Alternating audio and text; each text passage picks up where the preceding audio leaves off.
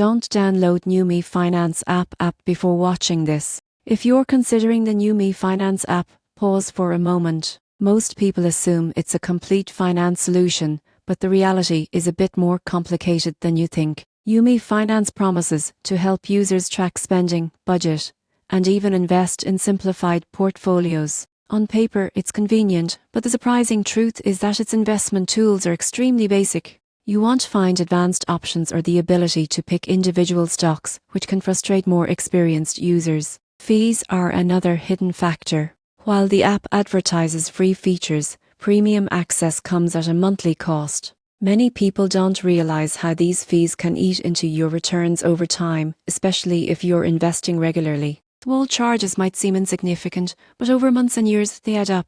The app is designed for automation and simplicity, which is great for beginners. Automatic savings and portfolio adjustments can help you stay disciplined, but they also limit flexibility.